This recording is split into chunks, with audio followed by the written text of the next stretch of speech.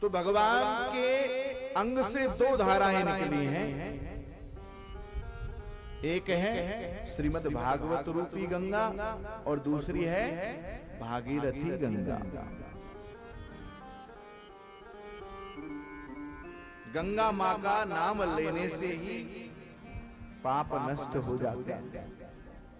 और इसमें तो हमारा परम सौभाग्य है कि हम गंगा जी के तट पे ही भागवत सुन रहे हैं। क्योंकि कहते हैं कि तीर्थ में जाकर भगवान की कथा सुनना, पूजा करना, अनुष्ठान करना अक्षय गुना फल देता है।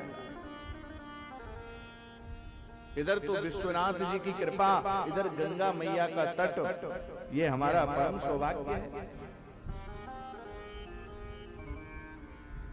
गंगा मां में स्नान करने से हमारा मन शीतल हो जाता है, ठंडा हो जाता है।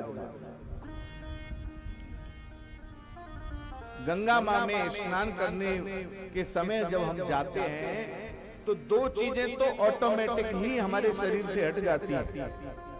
बोले क्या? बोले एक तो गर्मी शांत हो जाएगी और दूसरा हमारे तन पर कोई गंदगी लगी है तो वह भी साफ हो जाती है। दो चीजें तो अपने आप ही कृपा कर देती हैं। पंचम स्कंद में भी व्यास जी ने कहा है कि यस्याम स्नानार्थम चा गच्छन् पुंसः पदे पदे राजसूय अश्वमेधादि नाम फलम न दुर्लभमिति। बोले जब हम गंगा जी में स्नान करने जाते हैं तो एक एक पग पर अश्वमेध यज्ञ का फल प्राप्त होता है। इतना महत्व है गंगा मां का।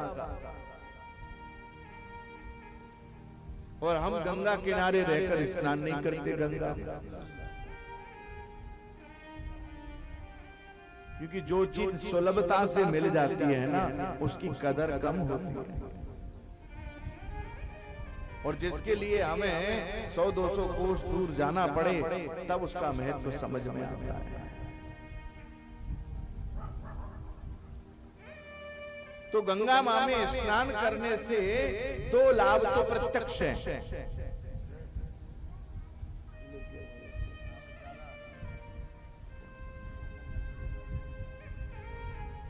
तो दो लाभ तो इसमें प्रत्यक्ष रूप से मिलते ही है गंगा मां में स्नान करने से।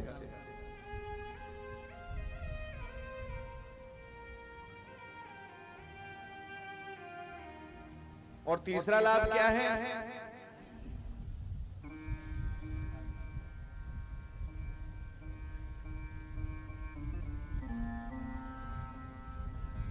सुखताल में एक संत रहते थे, ब्रह्मलीन परम पूज्यपाद विष्णुपाद जी महाराज।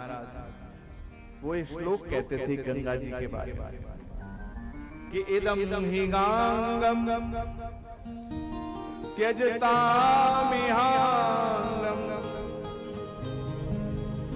इदं हि गांगम, जो गंगा जी में स्नान करता है, त्यजतामिहांगम, जो गंगा मां में अपने प्राण त्यागन करता है,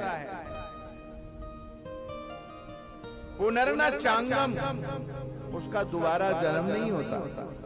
बोले श्रीमद् भागवत रूपी गंगा ऐसी है कि ये जो है हमारे अंदर के विकारों को दूर करती है।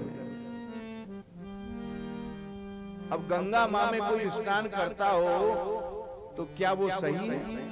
क्या उसका मन ठीक हो गया अंदर से? क्या उसकी बुद्धि पवित्र हो गई?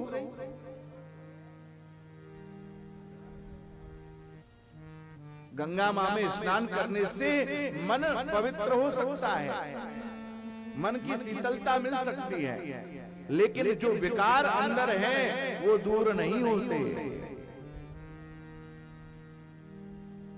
तो वो कैसे होंगे? बोले वो श्रीमद् भागवत रूपी गंगा में स्नान करने से होंगे।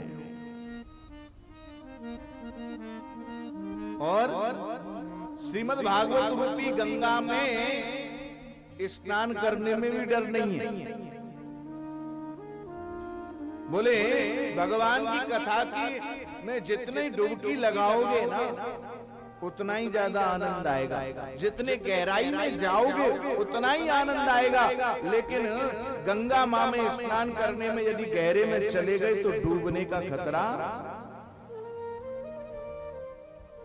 वहां डूबने का खतरा है। लेकिन यहाँ कोई खतरा नहीं है। यहाँ जितना गहरे में आप जाओगे, जितनी बार भगवान की कथा को सुनोगे उतनी ही ज्यादा कृपा गोविंद की होगी और उतना ही अंदर से आनंद मिलेगा।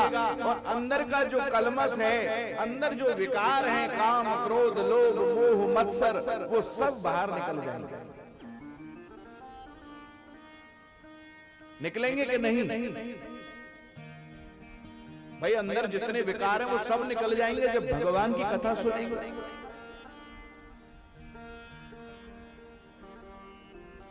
जैसे यदि पुलिस आने वाली हो, चोरों को पता लग जाए तो चोर भाग जाते हैं कि नहीं? उस स्थान को छोड़कर भाग लेते हैं। तो वैसे ही जब भगवान हमारे हृदय में आएंगे तो हमारे अंदर से जो विकार है वो सब निकल जाएंगे। वो अपने आप जगह छोड़ देंगे कि अब तो यहाँ भगवान आ रहे हैं। और जब भगवान आएंगे तो विकार हो ही नहीं सकते। जहां नारायण का निवास हो जाए तो वहां विकार क्या करेंगे? तो भागवत रूपी गंगा में डुबकी लगाने में खतरा नहीं है, लेकिन भागीरथी गंगा में यदि अंदर चले गए तो डूब जाओगे। वहां तो डर लगता है, अंदर धीरे धीरे जब जाते हैं तो कहीं डूब ना जाए, खतरा है। लेकिन यहाँ खतरा बिल्कुल नहीं है।